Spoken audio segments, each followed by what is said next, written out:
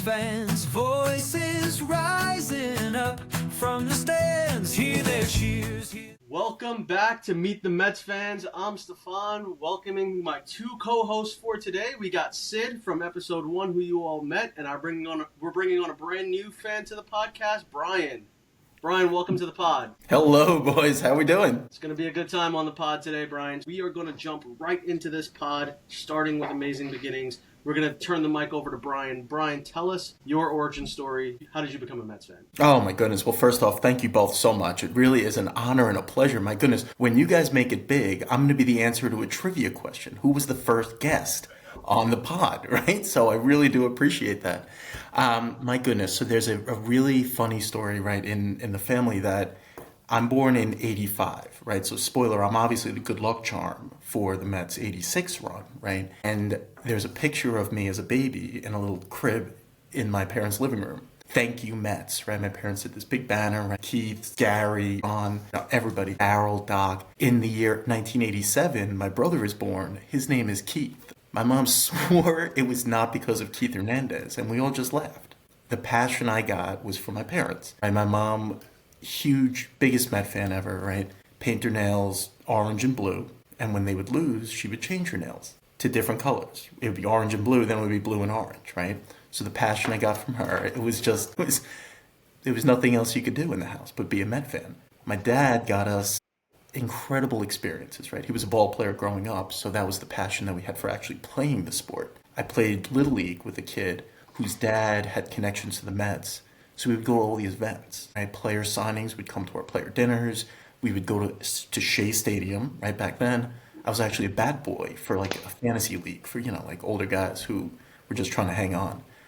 So it was actually on the field. It was an incredible time growing up, right? I remember, Sports Center was the highlight. It would be Mets Braves. It would be lead off on Sports Center when they actually had the highlights, right? And, Stuart Scott. And it was such a good time, right? Growing up in the 90s, late 90s, 2000s. To be a Met fan. So that was really my origin story. And I've just hung on, man. It's a ride. It is always a ride. It's always exciting, good and bad. Think back to the first heartbreak moment you had as a Met fan. What comes to mind when you think about the Mets and heartbreak? Oh, goodness. As our good friend Joe Beningo would say, oh, the pain. My first heartbreak at the Mets. So it's funny, right? I grew up, collecting baseball cards, right? And it would have, New York, and it was probably a Topps 92, 93, whatever series, right? And they would have New York, and I would collect all the orange and blue New York players, and I would learn them growing up, right? So I remember with Darryl Strawberry, right? I was probably 5 years old, 6 years old, right? It was 90, 91-ish. And he left. He wasn't playing for the Mets anymore. And I'm like, what do you mean he's not playing for the Mets anymore? I have his baseball card. He's a Met, right? Darryl Strawberry. And that was the first time I realized that, players don't play for your team all the time. And I'm like, well, that's weird. Why did that happen? And I mean, Darryl's gone back and said, of course, it was the worst mistake of his career. I tended to agree at the time. But, heartbreak, you can just go through the list. I mean, the 99 Mets were probably my favorite team of all time. And that series loss to the Braves really hit because I'm not saying they would have beat the Yankees, but I think that was a better team than the 2000 team.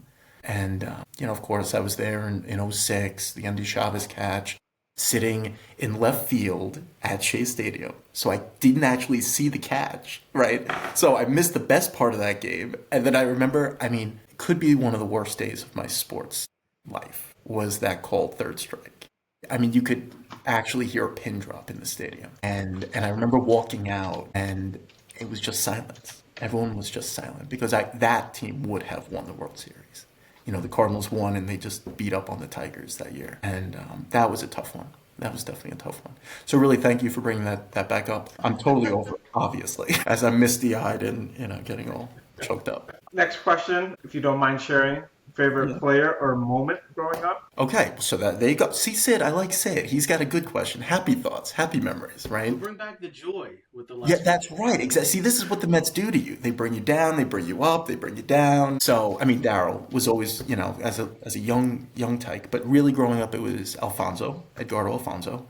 I was a pseudo, second baseman. Little League player who was terrible, so they stuck me at second. And I really, I dug that. Alfonso played everywhere, right? He was at third, then Ventura came in, he moved back to second. I think he came up as a shortstop. I mean, Ordonez was there. So he was so versatile and he was such a good hitter, right? Pure hitter. The guys that I admire the most, it's not this swing up, everything is launch angle and velocity and a hard hit rate and all those fun analytics. Alfonso was just a pure baseball player. He would have, his 5-hit games. He would have his 4-hit games. Him, Olerud, right? I mean, guys that would just make contact, right? Manny Ramirez, right? See the ball, hit the ball. It was just a pure time of baseball. And Alfonso really stuck with me for his versatility, just hard-nosed, didn't complain, really toughed it out. He's just a great guy. I really dug that. And then, you move on, obviously, to Captain America. I'm wearing a little D right. And then, DeGrom. Come on. How do you not fall in love with that arm? So those are my guys. I'll hold this. If we had re-signed John Olerud, we're beating the Yankees. I hold that.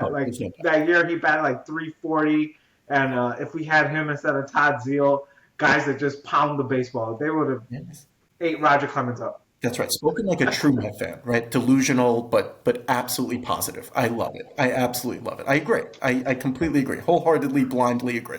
Awesome. All right. We are going to pivot to our next segment, the state of the Mets. It's time to do a temperature check on this team. I know that can feel a little weird to do in the offseason, especially 2 weeks into free agency. I'm going to list out some names, and I want you guys to tell me how you feel about it. This is what the Mets have done. Lovelady, Gerber, Castillo, Carrillo, Ji-Hwan Bae. Thoughts on the Mets edition so far? I mean, I gotta say it is early, and obviously the hot stove has yet to even warm up. But Stearns is doing what he should be doing, getting guys. Let's play the numbers game, right? He's bringing some talent, we hope, and nothing spectacular. I don't know if it even moves the needle, to be honest. It's just one of those back alley deals that you don't really get the headlines for, but who knows? Maybe they turn into, the next great prospect, the next great arm, the next great bat. And I think I respect that about Stearns. He's trying. The next great R.A. Dickey.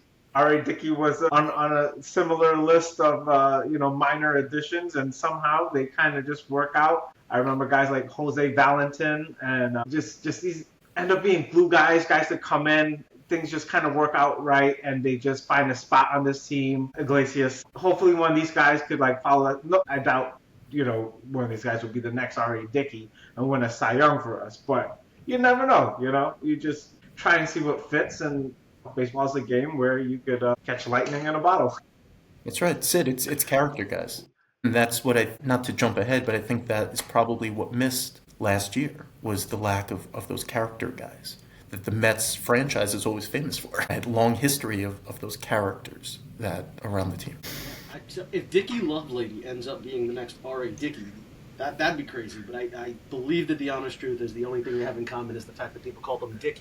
These guys, I think, are exactly what you said, Brian. They're depth guys, right? And if you hit on one of them, if one of them becomes Iglesias, then it's all good. And that's exactly what I think Stearns is doing is you got to take these shots. These guys aren't the headlines. And unfortunately, things haven't heated up. I think it's really hard. Baseball's offseason is so long, and Met fans and all fans across baseball are chomping at the bit for something to happen.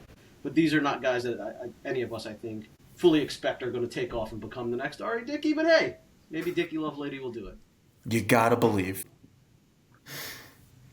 Who's one player you irrationally believe in this year? You have no reason to believe in this guy. Maybe it's Dickey Lovelady. But who's one player you irrationally believe in this year? That's a great question. I think that, look, Sean Manaea to me was such an important part of the team 2 years ago, and we had such high hopes for him.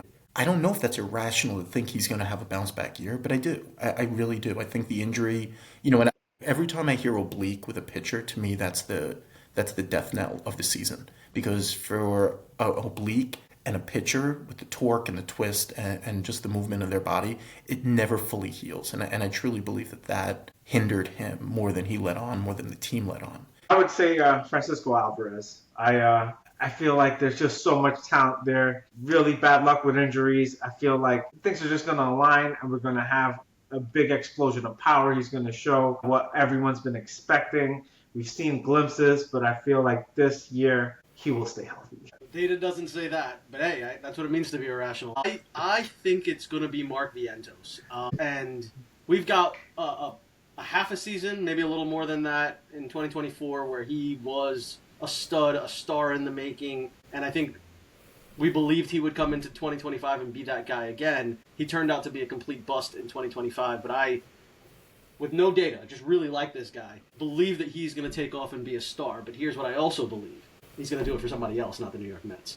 And that sucks because I love Mark Vientos. I irrationally believe that he's going to have a bounce back season, and I believe that the Mets are going to give up on him, and he's going to go do it somewhere else. Wow. I mean, look, you look at a guy like Vientos, right? And he had a fantastic end of 24 playoff run for the ages. More seasons. They are tough because the league now has tape on you. The league catches up. You have to make adjustments, and it happens more than not that the sophomore season. But then guess what? You have an off season now to catch back up to the league, and you train and you watch video and hopefully you learn your mistakes. I agree. I know you love your Swaggy V. I mean, who doesn't love that when he's going? But I don't know if he's in the plans. I probably agree with that. His defensive metrics probably don't align with leadership for this team. Very well said. All right, before we jump back in, we've got to show some love to one of our absolute favorite creator duos on social media right now. If you're anything like us, you're always chasing the next elite snack, and there's no one better to guide you than father-son foodies. This iconic team of Cameron and his dad Jesse bring unmatched joy, energy, and flavor expertise to every single review. Their rating system, a 1 to 10 with every decimal in between, because why give something an 8 when it's clearly an 8.2? That's the kind of precision that only true snack scouts possess. They're taste testing everything, limited edition chips, brand new candies, nostalgic throwbacks, delivering honest reactions, wholesome vibes, and dad jokes that are absolutely spot on. If you love great snacks, great laughs, and a great family vibe, follow, like, and subscribe to @FatherSonFoodies on Instagram and TikTok. Jumping into the Around the Apple, Steph's going to pull up some images, and we're just going to go ahead and give our quick reactions to all of it. Take it away, Steph. First one is up on the screen right now, and this is obviously from a couple of weeks ago, I'm sure. Ji-Hwan Bae was claimed off waivers by the Mets a couple of weeks ago. Sid, reaction to this? Nah, we'll see. It says it all. I think it's one of those depth pieces that we had talked about. Look, if it hits, it hits. Checkered past. I don't know. I don't know if that's the character that we were talking about, like Iglesias, but is it worth a shot? Maybe. We'll see. Any concerns that this is the type of player that the Mets bring onto the team? This is a guy who, you said checkered past. So 2018, he slapped, choked, and kicked his girlfriend on New Year's Eve. Is this the type of player we want on the Mets? Yeah, it's pretty heinous, the actions. So in a perfect world, no. Let's be honest. And the Mets have had their checkered characters as well, to use that theme of the show, characters. Sometimes characters are bad, and you have your villains and you have your heroes. Look, I'm not in the room. I'm assuming that they vet this guy, they've spoken with him, they've spoken with his representation. Changed man? Perhaps. He's skeptical, for sure. Next one. Mets. So this report came out. Mets seem to be open to the idea of trading Brandon Nimmo this offseason. Reactions? They're going to have to eat some of that contract. I feel like if they do find a trade partner, that'll be part of, just having the benefit of having Stephen Cohen as your owner. But I am against it. I really feel like Nimmo has 1 to 2 more decent years of offense and defensive production. I know it's lacking. I know that arm is pretty suspect at times, but I feel like for such a high OBP guy, he fits the mold. He has the power. The power has been consistent for the last couple years. The RBIs, we get another couple impact bats. Move him further down the lineup. I don't see any need to trade him. Tough injury to overcome. And I think that, again, I'm trying not to use excuses like the oblique. Next one, Mets fielding trade inquiries on Jeff McNeil. This is also from Joel Sherman. What do you guys think? He's 33 now. 2026 is going to be his last year. We're going to have to probably eat the majority of that contract, if not. Kind of think I want to, though. So the opposite for me of Brandon Nimmo on Jeff McNeil. I want to pay him to play somewhere else. I'm tired of watching this guy slam his helmet on the ground every time he makes an out. You are not a high school kid. anymore. You are an adult. You are a grown man. You're supposed to be showing kids how to play this game, and it was excusable when you were batting 320. You're not batting 320 anymore. I'm ready to move on from Jeff McNeil, and I'll pay whatever it takes to get him off this team. Pay him not to play. It's all good with me. I pulled up the baseball reference. McNeil last year, 2 WAR, and I guess that's probably for the defensive versatility that he brings. Offense, 12 home runs, 54 RBIs. Nothing stands out, but I guess the value or like why some other team would be interested is just the versatility in defense and the ability for him to contribute and hopefully reclaim his career. But I am completely opposed to something that was brought up, is to have a Vientos and McNeil platoon at first base to replace Pete, and that just makes me cringe. Can't happen. Next one. All right, so Edwin Diaz, and we're going to talk a lot about Edwin Diaz on this pod. National League Reliever of the Year, Edwin Diaz. Reactions? Amen. Bring it on. Bring the trumpets. I mean, this is our guy. He is our guy through and through. Through the tough beginning to the Met career to now being one of the most reliable closers in the sport. I think the Mets have to do everything they can to sign him. He is number one, and the fact that they didn't do it already is, yes, concerning. Yeah, agreed. Well deserved. One thing, I have his baseball reference page up, and he is up and down. In general, a lot of people say relievers are up and down, and it could go one way, but this is actually surprising to me. His All-Star year with Seattle, 24 years old, 1.9 ERA. First year with the Mets, 5.5 ERA. Second year with the Mets, 1.7 ERA. Third year, 3.4. Next year, 1.3. So it's literally 3 or 1 every year. So last year was the 1.6. So maybe we'll expect some regression next year, but I'll sign up for it. Even with a 3.9 ERA, I will take Edwin Diaz as a closer. Listen, Edwin Diaz is not scared of the big moment. He can pitch in New York City. There's not enough that's made about the importance of being able to pitch in New York City. We know we've got a closer that can do it. We had Ryan Helsley. That's a closer that couldn't do it, right? Like he's an elite closer. We thought we were getting a two-headed monster, and we brought him here, and he just didn't do it. And maybe, he had a great end of the season, 6 games, 7 games, whatever it was. That's not a guy that I want to bet on, and any closer that's out there not named Edwin Diaz, you're signing yourself up for the possibility that they can't handle New York. Edwin Diaz is not scared of the big moment. You pay this man what he wants. He should be back on the team already. All right. Potential trade from former Mets GM Steve Phillips on MLB Network. Right, so this isn't just a random trade that fans are throwing out there. This is the former general manager of the New York Mets, Steve Phillips, proposing a trade for Tarek Skubal. The Mets give up Brandon Sproat, Jonah Tong, Luis Angel Acuna, and Brett Beatty. You guys make this trade? Can Steve Phillips please work for the Tigers and offer that? Because I would do that yesterday. That's the fact that you wouldn't have to give up McLean is, to me, why this would not ever happen in the free world. But yes, very much. Look, would I love a trade involving Skubal to include a negotiating window for Stevie Cohen to pay him as much money as he wants? Of course, right? You want to lock him up. But yes, very much you'd make this deal. I think this is more of a trade deadline deal. I feel like a couple months, a rental of Skubal, Tigers will take whatever they can get, and they will take a deal that does not include McLean. I feel right now, today, any deal we make will have to include McLean. Maybe even in addition to Sproat and Tom. Yeah, it's a tough one. Do I give up these 2 top starting pitcher prospects? I don't know. If one of these guys is out of the trade and one of our top 2 offensive prospects is in the deal, I make that trade easily. But I have a hard time giving up Sproat and Tong, but I might have to do it. You swap Tong for Jet? If you swap Jet Williams into the trade, get Jonah Tong out of the trade, we make that trade. All right, last one, and then we'll move on to the next segment.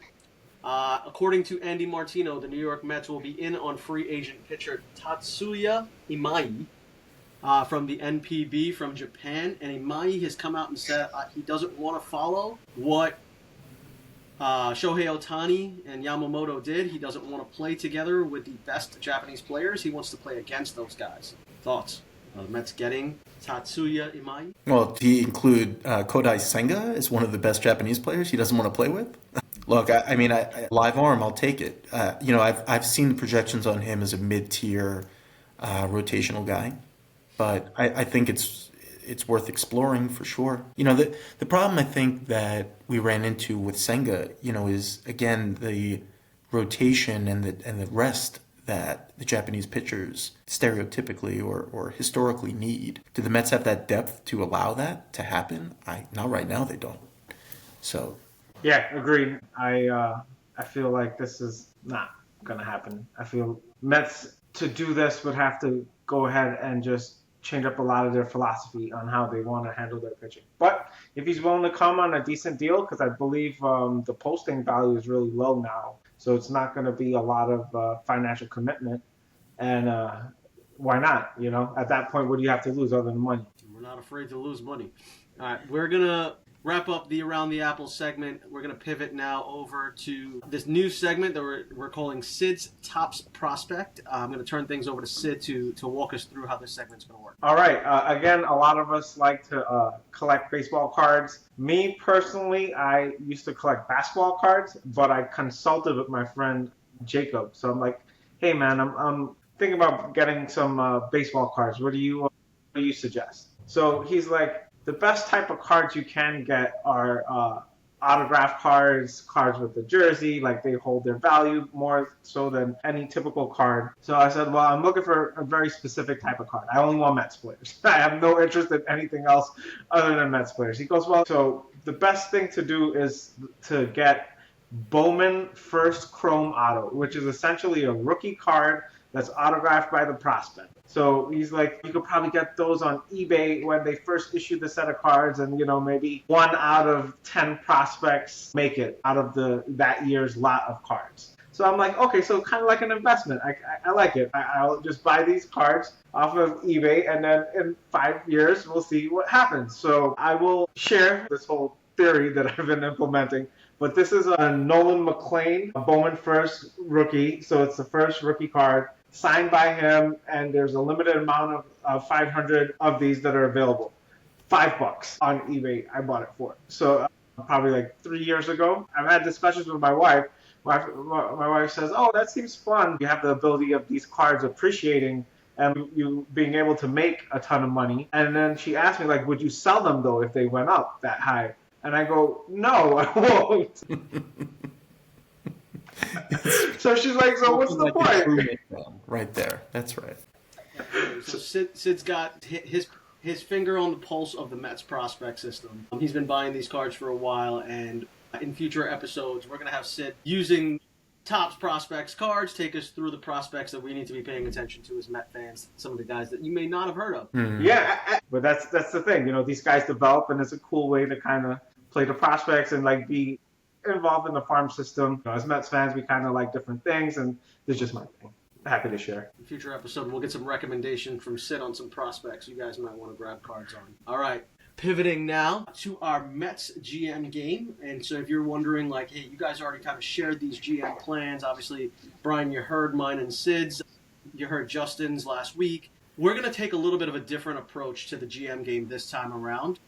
I feel like this segment is important to do right about now. Edwin, Diaz, Pete Alonso. Obviously, I think everybody wants these guys back on our team. We talked about Edwin when we put up the headline for him. He should be back here. Pete Alonso and Juan Soto recently came out and gave him the biggest recommendation possible. Said, I want to play with this guy. I want to have more fun together. I hope we're together for years to come. Juan Soto giving Pete Alonso the endorsement. I don't think that there's a Met fan out there that thinks this team would be better off losing Diaz and Alonso.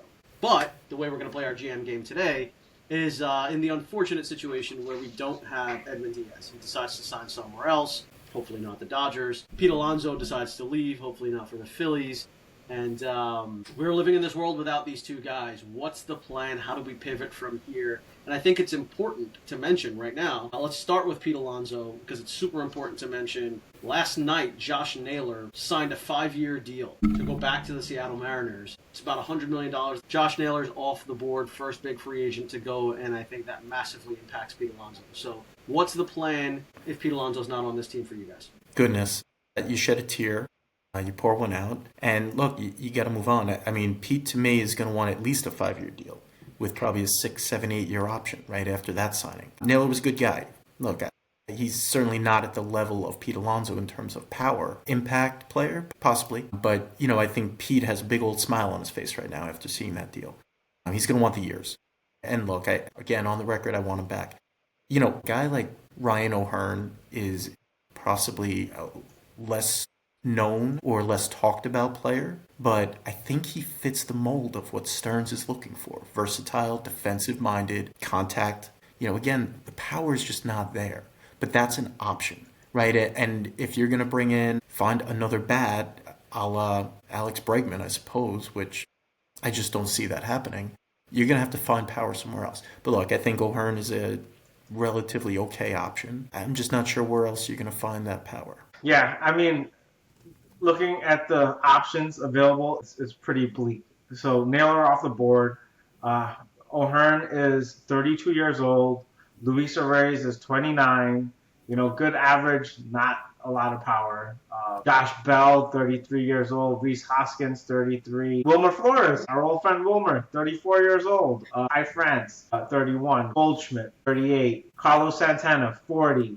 Dominic Smith, another friend, 31. It just gets worse and worse. And the point here is that there's nothing really outstanding on the free agent market other than Pete. So he will benefit. And it's just going to be how we decide to do it. Do we take a veteran and pair him with the idea of Vientos, platooning?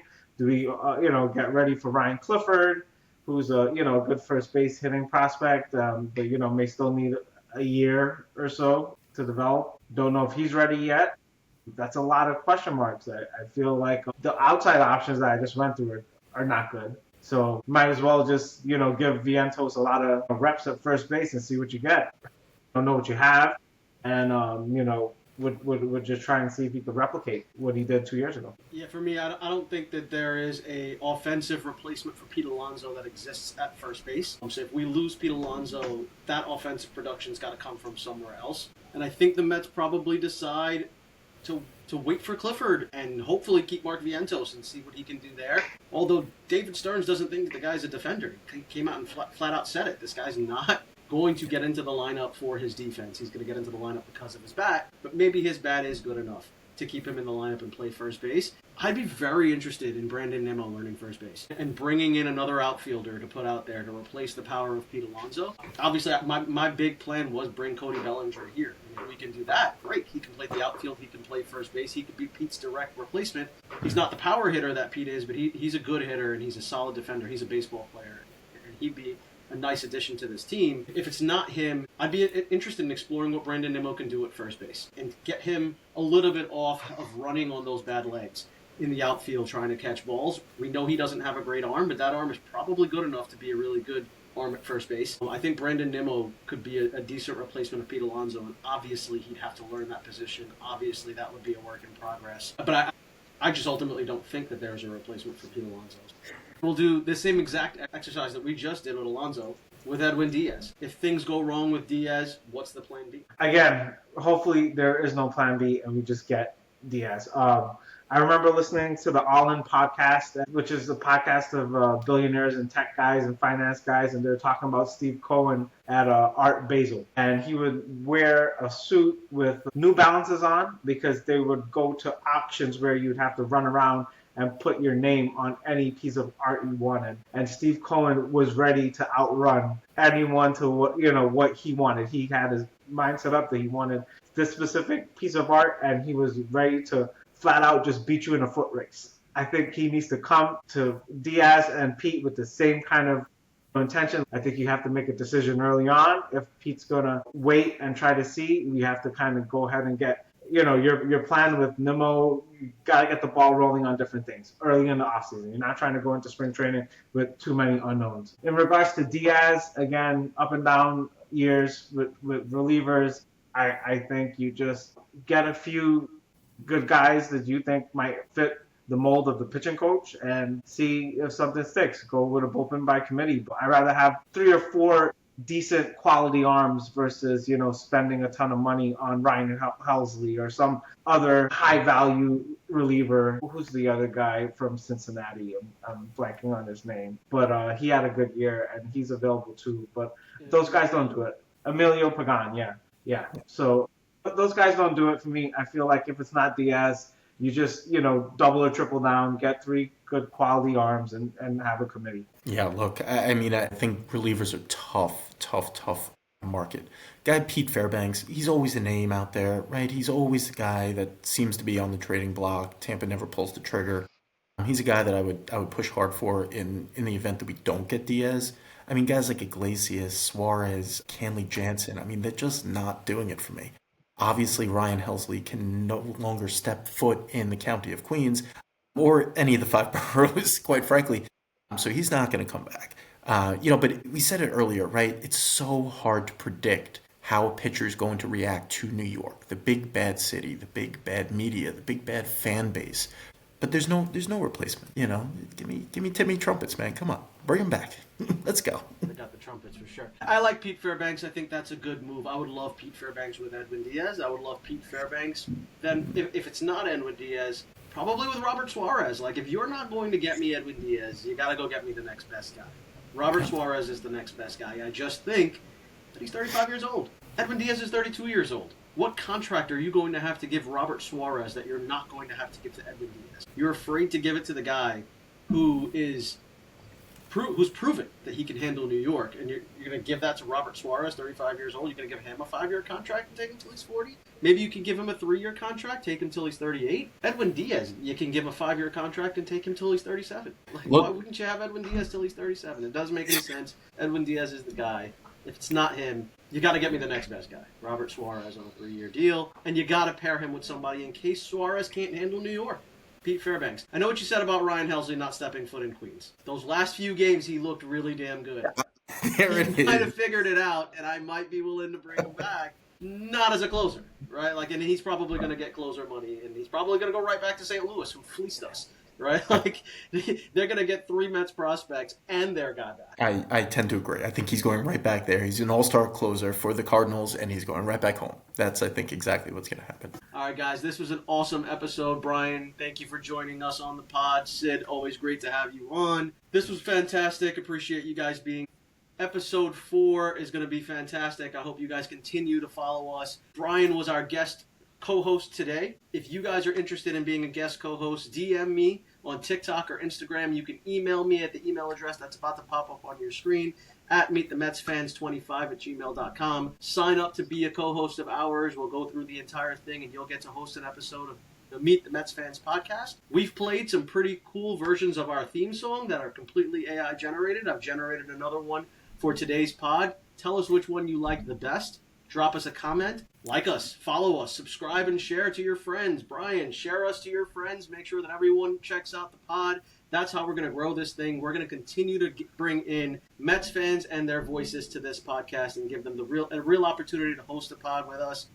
Brian, you want to close out? Tell us what this was like for you. Oh my goodness, you guys are the best. Really, this is fantastic. I highly recommend everyone should sign up. I hope that your inbox is full by the end of this pod. Everyone should come on. Listen, we are a community. Mets fans, we stick together, right? Let's share our voice. Let it be heard from the rooftops. Timmy Trumpets, baby. Pete, baby. Let's bring them home. Let's do it. Everyone should come on this pod and just scream it from the rooftop. Let's go Mets.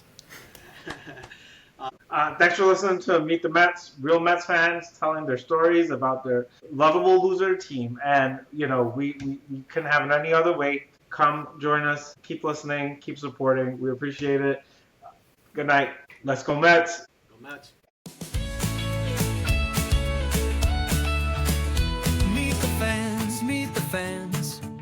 Meet the Mets fans, voices rising up from the stands. Hear their cheers, hear their groans, feel their highs, feel their moans. Stories untold now on the mic. Mets fans unite. From heartbreak to glory, they're here to tell the story. Every pitch, every play, every laugh, every sway. Meet the fans, meet the fans. Join the Mets fans pod.